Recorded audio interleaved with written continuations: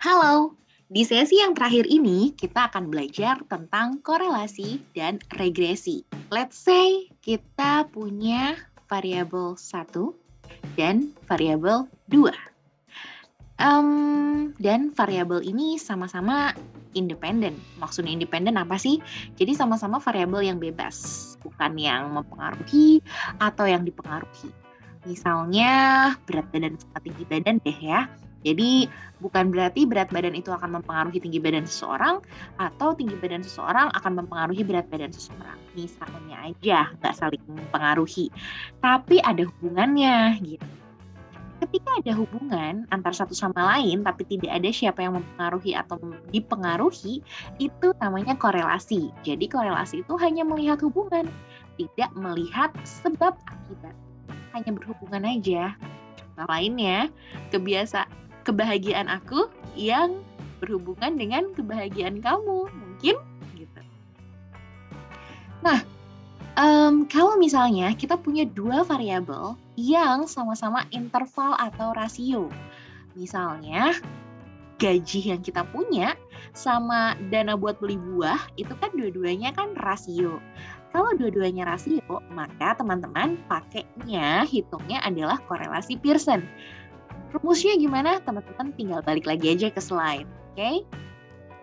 Tapi kalau misalnya teman-teman punya yang satunya interval atau rasio, tapi satunya adalah ordinal, misalnya gaji sama kebahagiaan, tingkat kebahagiaan kan ordinal kan? Kalau misalnya salah satunya aja ordinal, apalagi kalau dua-duanya, teman-teman pakainya korelasi Spearman. Rumusnya gimana? Teman-teman tinggal balik aja ke slide. Nah, sekarang kalau misalnya nih, teman-teman punya variabel 1 yang mempengaruhi variabel kedua. Jadi misalkan, kebahagiaan aku mempengaruhi kebahagiaan kamu. Jadi kayak, kalau aku bahagia, kamu juga bahagia. Gitu. Artinya, teman-teman melakukan analisis regresi. Atau kalau di sesi 4 ini, kita fokus sama regresi linear sederhana. Artinya apa? Artinya hubungannya linear. Ketika hubungannya linear gitu, jadi ketika bahagianya aku naik, bahagianya kamu juga naik, tapi secara linear. Sederhana maksudnya apa? Jadi variabel independennya itu cuma satu. Jadi kalau di regresi itu ada regresi linear sederhana, itu ada satu variabel independen atau kita sebut dengan X, dan ada satu variabel dependent atau kita sebut dengan Y. Variabel dependent itu adalah variabel yang dipengaruhi, variabel independent itu adalah variabel yang mempengaruhi atau kita bisa bilang juga prediktor. Nah, variabel dependent dalam regresi linear sederhana ini wajib hukumnya yaitu harus berskala pengukuran interval atau rasio. Sementara independennya boleh apa aja kok, gitu. Nah, ini ilustrasi kita melakukan regresi. Kenapa sih kita melakukan regresi? Karena kita tuh pengen tahu apa sih yang menyebabkan suatu variabel tuh nilainya bervariasi. Let's say kita punya nilai ujian yang bervariasi. Seorang dosen tuh bingung, kenapa sih kok ujiannya mahasiswa aku kok bervariasi sih, ada yang kecil, ada yang gede.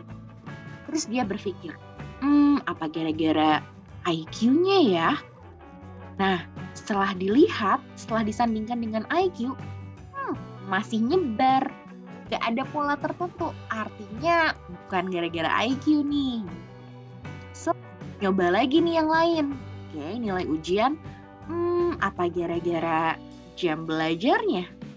Nah, ternyata ada pattern yang menarik nih. Dan kalau misalnya kita lihat, ternyata bisa ditarik garis lurus gitu. Dan misalnya nih, ini misal ya, kita bisa jadi bikin model regresi linear sederhananya, di mana nilai ujian ini adalah variabel dependentnya alias Y-nya, dan variabel independennya adalah jam belajar. Dan misalnya nih teman-teman sudah hitung pakai rumus yang ada di slide, ternyata model regresinya jadi kayak gini. Y sama dengan 12 ditambah 0,5X. 12 itu adalah konstanta. Konstanta itu apa sih? Konstanta ini adalah nilai ketika X-nya 0. Artinya ketika dia nggak belajar, jam belajarnya 0 nih, maka nilai ujiannya bakalan 12 gitu. Jadi si 12 ini namanya konstanta, nilai Y ketika X-nya 0. Jadi kalau nggak belajar, nilai ujiannya 12. Gitu. Nah, 0,5 ini adalah intercept atau koefisien regresi. Artinya, koefisien regresi itu jika jam belajarnya nambah 1 jam, kalau X-nya naik 1, maka nilai ujiannya akan bertambah sebesar 0,5. Itu makna dari intercept. Nah, sekarang gimana sih cara kita tahu bahwa model kita tuh bagus? Nah, ada yang namanya model fit. Let's say kita punya data, dan datanya bervariasi, yang tadi aku bilang. Datanya bervariasi. Terus tadi kita coba, kita coba misalnya sama 1X, satu variabel independen, yang kita coba untuk menjelaskan variasi yang terjadi di Y-nya. Nah, ternyata ini variasi ini kita ilustrasikan sebagai sebuah lingkaran. Ini adalah variasi dari nilai Y-nya. Kalau tadi misalnya contohnya variasi nilai ujian. Nah, yang saya arsir itu adalah let's say variasi Y yang bisa dijelaskan sama X. Jadi kita kan cuma punya 1X kan, dan ternyata dia hanya bisa menjelaskan sebanyak 48%. 48% ini disebut dengan koefisien determinasi. Koefisien determinasi ini bisa untuk melihat seberapa bagus model kita. Ketika semakin bisa menjelaskan semua variasi Y-nya, makin bagus, makin 100%. Nah, kalau ini, let's say, dia hanya bisa menjelaskan 48%. Alias model fit-nya atau model regresi kita ternyata belum terlalu bagus. Karena artinya ada sebanyak 52% variasi dari Y yang nggak bisa dijelaskan oleh variabel independen kita di dalam model gitu. Artinya kalau untuk memprediksi, prediksi kita cuman hanya bisa tadi paling bisa menjelaskan 48% doang gitu. Which masih banyak yang bisa kita jelaskan, yang nggak bisa terjelaskan tuh masih banyak gitu. Nah, caranya gimana? Teman-teman bisa mencoba-coba nyari variabel lain yang mungkin bisa menghasilkan koefisien determinasi yang lebih tinggi lagi. Kayak gitu deh. Atau mungkin nanti di next kesempatan kita belajar lagi yang namanya regresi linier berganda. Ketika variabel bebasnya nggak cuma satu, tapi ada banyak gitu. Oke, sekian dulu sesi 4 kali ini. Semoga berguna dan sampai jumpa lagi di lain waktu. Thank you.